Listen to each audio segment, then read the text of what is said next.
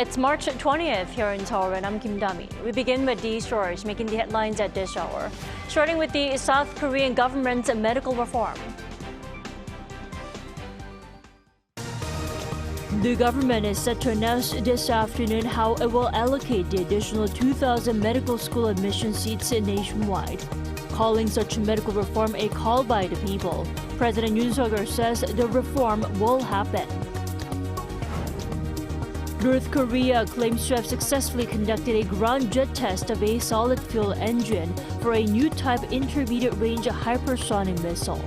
The leader, Kim Jong-un, was reportedly at the site directing Tuesday's test. Russian President Vladimir Putin will travel to China in May for talks with Xi Jinping, according to Reuters. The trip will be Putin's first overseas trip of his new presidential term. The South Korean government's pursuit of making the much-discussed medical reform happen is stronger than ever. The plan on how to allot the expanded medical school admissions will be detailed later today. Our An Sung-jin starts us off. The exact medical school enrollment quota is expected to be announced on Wednesday, further solidifying the government's decision to increase it by 2,000. Emphasizing the need to improve hospitals and small medical schools in the provinces, 80% of the medical school quota, 1,600 students, is expected to be allocated in areas outside the capital area. This will bring the total to 3,623. The biggest beneficiaries are expected to be national medical schools based outside the capital area. The government pledged to enhance them to the level of the so-called Big Five hospitals by also increasing the number of faculty. Meanwhile, the Health Ministry on Monday sent its first notifications of license suspension to two senior doctors. Bang Myung-ha and Kim Tae-gu are both leaders of an emergency committee at the Korea Medical Association and were given final 3-month suspension notices running from April 15th to July 14th. The ministry said Park and Kim have been supporting the walkout of junior doctors. Park says the walkout was a result of voluntary action by trainee doctors individually and that he will take legal action. Trainee doctors are also preparing to take legal action as they will also start receiving suspension notices from next Monday. Meanwhile, medical school professors from universities including Seoul National University and Yonsei University are set to submit their resignations next Monday. But during a daily briefing on Tuesday, the Health Ministry asked the professors to persuade junior doctors to return to work. That is the right thing to do as a doctor and a professor, to make them return to the medical field instead of doing the wrong thing and following the students who irresponsibly left their patients. The official added that the government is widely open to dialogue, to listening and making policies based on their opinions. However, the Korea Medical Association doubled down on its firm stance by urging the government to apologize for causing this emergency situation, stating further that once the medical student quota per school is announced, it's passing the point of no return and further destroying South Korea's medical system. An Sung-jin, Arirang News. And President Yoon couldn't emphasize more how vital the reform is, while also noting a special committee will be formed next month for dialogue with doctors. Shin Se-byuk reports. Calling medical reform the government's duty to the people, President Yoon said in a cabinet meeting on Tuesday that medical licenses should never be used as a tool against the people. 국민의 생명을 살리기 위해 부여된 의사 면허를 국민을 위협하고 불안하게 만드는 수단으로 사용해서는 안 됩니다. Yoon's remarks came as South Korea now enters the 5th week of a standoff between the government and junior doctors who are protesting against the administration's plan to increase the medical school quota by 2,000 starting in 2025. Yoon also made clear that the government would not back down on its plan. The government clarified that its decision to expand the number of medical school seats was based on the minimum needed to address South Korea's swiftly aging population, grounding its decision in scientific and objective data. Additionally, the president dismissed the medical community's calls for a complete reassessment of the plan. He argued such demands won't garner public support and would hinder healthcare reform efforts. 단계적 접근이나 증원 연기로는 국민의 생명을 살리고 지역과 필수 의료 붕괴를 막는 의료 개혁을 결코 추진할 수 없습니다. Yoon also addressed the medical community's concerns about a decline in healthcare quality with more doctors. He countered that more professionals would rather foster greater growth and enhance the overall capacity of the healthcare industry. Meanwhile, the formation of a special committee to assess medical reform was also announced at Tuesday's meeting. President Yoon said the committee will launch in April to engage doctors and experts in dialogue as the government pushes for structural improvements in the current delivery system. With the participation of doctors' groups, Yoon said he hopes constructive talks will take place rather than conflict. The president added that he will also address medical reform in his ongoing series of public policy discussions with citizens across the nation. 신세벽, Arirang News.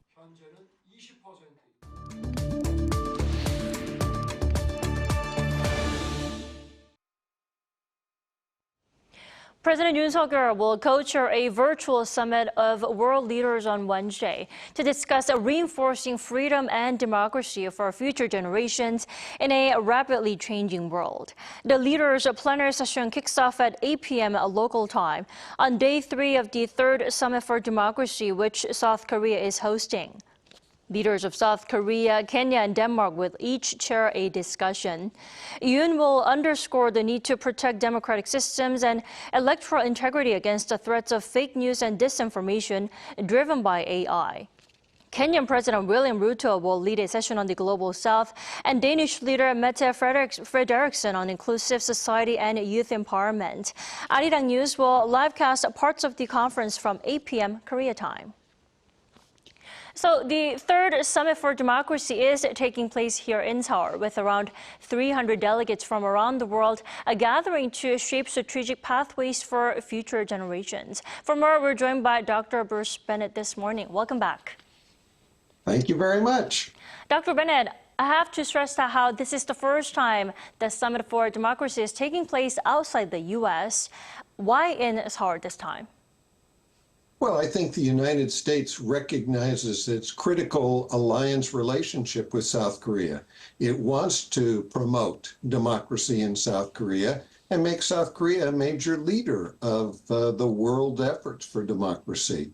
So this is a key effort by the U.S. government to recognize the importance of South Korea as an ally and friend.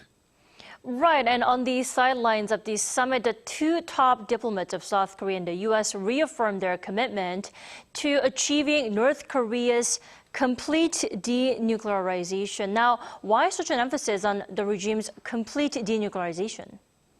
Well, in part it is required because the U.S. State Department has been talking about a more incremental approach recently, which is more realistic given that North Korea has just said very clearly it's not going to fully denuclearize. It's just not going to happen.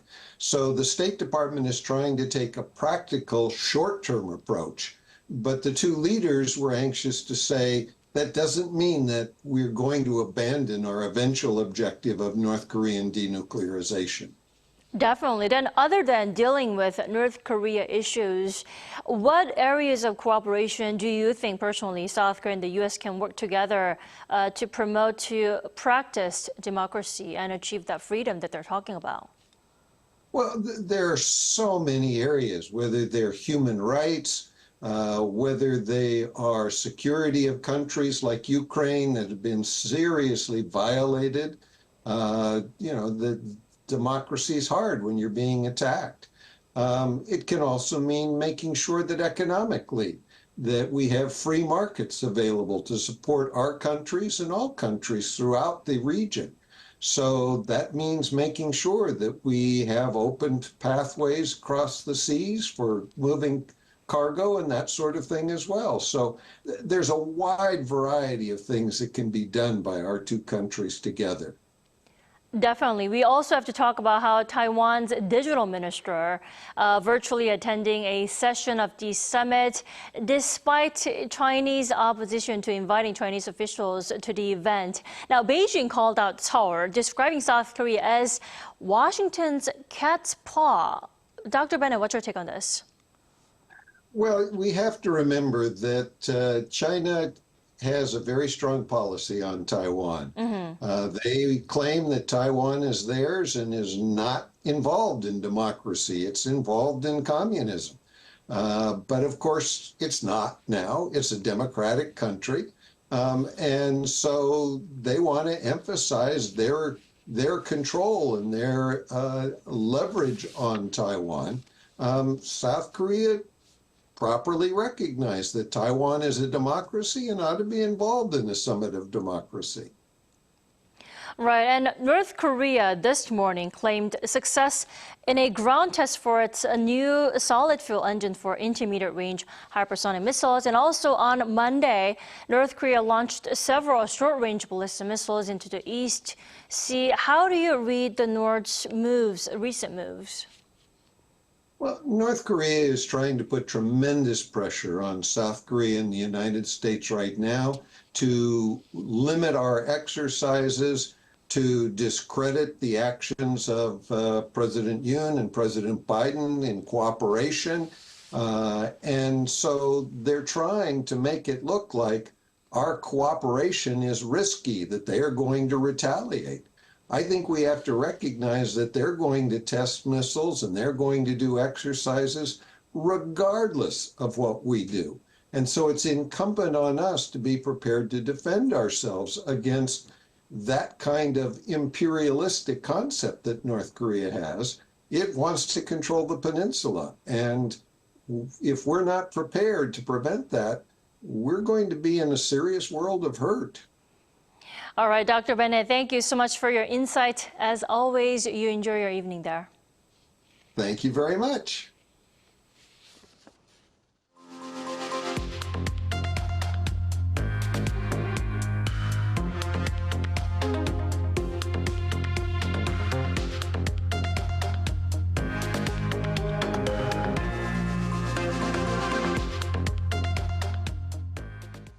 North Korea has claimed success in a ground test for a new solid fuel engine for intermediate range hypersonic missiles. According to the North's state-run media on Wednesday, Pyongyang conducted the test at a launching station near the western coast under the supervision of leader Kim Jong-un.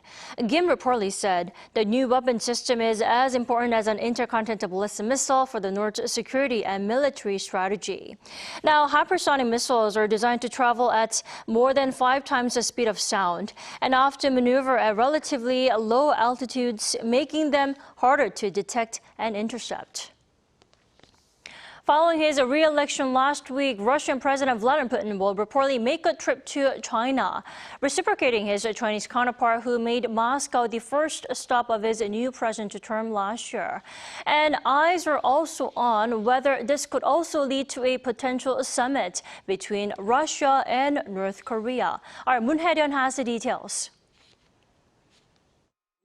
Russian President Vladimir Putin will travel to China for talks with Xi Jinping in May. According to a Reuters report on Tuesday, this could be the first overseas trip of his new presidential term after being re-elected on Sunday. The Kremlin declined to comment, but with Russia strengthening its ties with China since its invasion of Ukraine, it's unsurprising that Putin has made Beijing his first stop. Xi also visited Russia for his first overseas trip following the start of his third consecutive term in March last year, with the reciprocated gesture set to come after Putin's formal inauguration around May 7th. Putin reaffirmed Moscow's close ties with Beijing on Sunday, stating he would continue to develop their relationship in the coming years. The two leaders have met over 40 times, with the most recent meeting in October, when Putin was the guest of honor at China's Belt and Road Summit in Beijing. Trade and military ties between China and Russia have been particularly strong in recent years, with Chinese customs data showing that trade between the two sides hit over $218 billion between January and November last year. The Chinese Foreign Vice Minister also confirmed the strength of bilateral ties by claiming them to be the best in history during a visit to Moscow last month. Attention is also on whether Putin will be visiting North Korea, with observers predicting that such a trip could come in the second half of the year. Following the North Korea-Russia summit in September last year, Pyongyang's foreign minister visited Moscow in January to discuss another potential visit. A Kremlin spokesperson said that Putin's schedule for a visit to North Korea is being coordinated through diplomatic channels, but there were no plans to visit before and immediately after the presidential election. Analysts suspect that Putin is treading carefully amid reports of an arms trade between the two sides that violate UN Security Council resolutions. 문혜련, Arirang News. Hong Kong's national security law was unanimously passed by its parliament on Tuesday. Now, this means strict measures, including imposing a maximum sentence of life imprisonment for those dissenting against the government. Lee Seung-jae has more.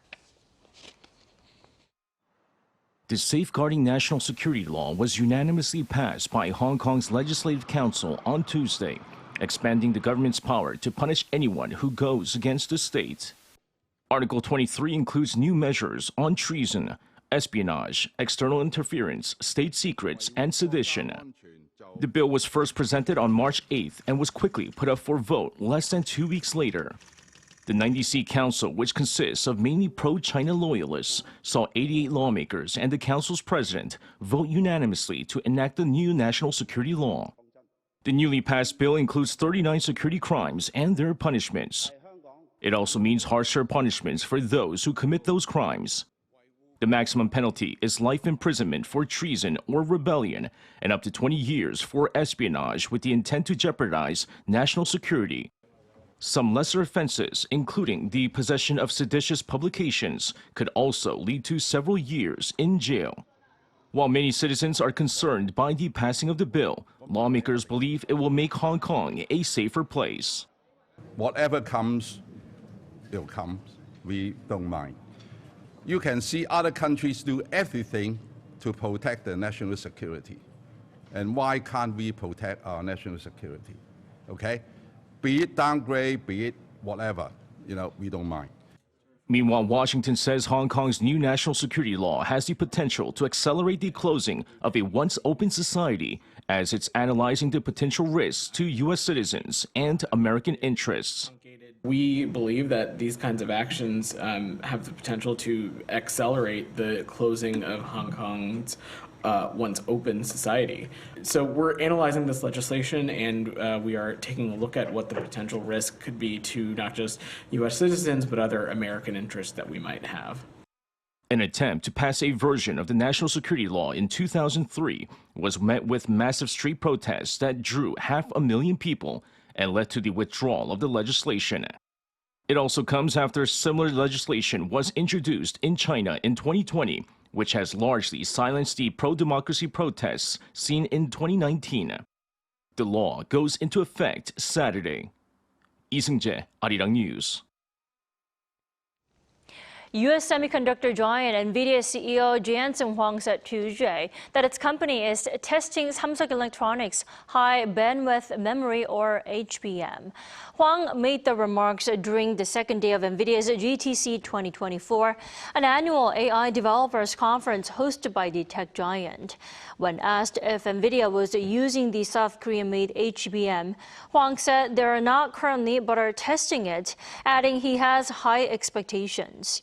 HBM significantly increased data processing speed by connecting multiple DRAMs vertically.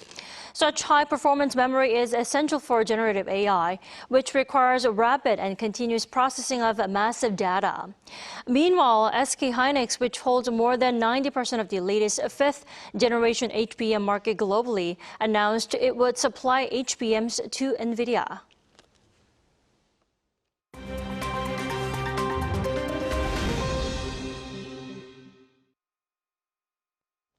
Good morning. I'm Kim Si-young, and now we turn over to stories from around the world. The International Olympic Committee said on Tuesday that Russians and Belarusians will not be taking part in the parade of athletes at the opening ceremony of the Paris 2024 Olympic Games. According to the IOC, the athletes from the two countries will compete without their flags and anthems as a consequence of Russia's invasion of Ukraine in 2022. Russians and Belarusians will be competing as individual neutral athletes under a specially created flag and an instrumental anthem with no lyrics produced by the IOC. The IOC said that although the athletes will not be part of the opening parade, they will be invited to experience all other parts of the opening ceremony. It also announced that Russian and Belarusian athletes who qualify for the Paris Games will be vetted by a 3-member IOC panel. 36 Russian and 22 Belarusian athletes are expected to compete at this summer's Olympics. In Bolivia, local authorities have found and seized almost $500 million of cocaine hidden in a shipment of scrap metal. The country's interior minister said on Monday that it is the second largest drug bust in Bolivia's history. Bolivia's Special Force of Fight Against Drug Trafficking found over 7.2 tons of cocaine in 2 trucks at the Pisiga customs on the border with Chile. The narcotics were hidden in scrap metal to be initially exported to Belgium before distribution to the rest of Europe. 3 suspects have been detained for criminal association and drug trafficking. In January, authorities also seized 8.7 tons of cocaine in the largest anti-drug operation in Bolivian history. The United Nations Office on Drugs and Crime says that Bolivia is the 3rd largest grower of coca, the base plant from which cocaine is produced. The World Meteorological Organization said on Tuesday that all major global climate change indicators broke records in 2023. According to the latest annual State of the Global Climate Report released by the UN's weather agency, average temperatures reached 1.45 degrees Celsius higher than pre-industrial levels, hitting the highest level in 174 years. Oceans are also suffering, with the report showing over 90% of the seas experiencing heatwave conditions, while ocean temperatures reached their warmest in 65 years of data collection. United Nations Secretary-General Antonio Guterres commented on the report, saying that the Earth is issuing a distress call and that the planet is on the brink. A new air quality report suggested that all but one of the 100 cities with the world's worst air pollution last year were in Asia. IQ Air's 6th annual World Air Quality Report, published Tuesday, showed that 83 out of the 100 cities with the worst air in the world were in India. The report, which specifically studied the levels of fine particulate matter, or PM2.5, showed that Begusarai, a city in northern India, was the most polluted last year, suffering from a PM2.5 concentration of almost 120, which is 23 times more than the WHO guidelines. PM2.5 has been linked to asthma, heart and lung disease, and other respiratory conditions, alongside cognitive impairment in children.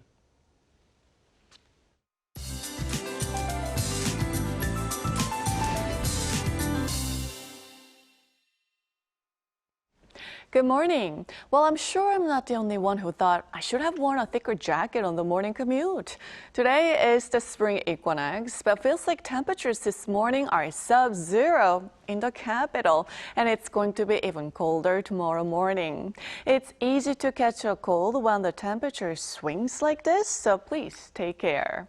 Meanwhile, snow continues in Gangwon-do and Gyeongsang-Buk-do province with 1 to 5 centimeters in the forecast today. A heavy snow advisory is even in place for Donghae and Samcheok in Gangwon-do, while coastal regions in Jeju remain under a strong wind advisory. Dry advisory stayed in effect for southeast regions. Afternoon highs will be 1 to 5 degrees lower than yesterday, so Seoul gets up to 9 degrees. Daegu topping out at 11 degrees Celsius, but you know that sharp winds will make it feel chillier today. We are looking at a chance of rain late Friday, then this weekend will be very warm, nearing 20 degrees by Sunday in the capital. That's Korea for you, and here's a look at the international weather conditions.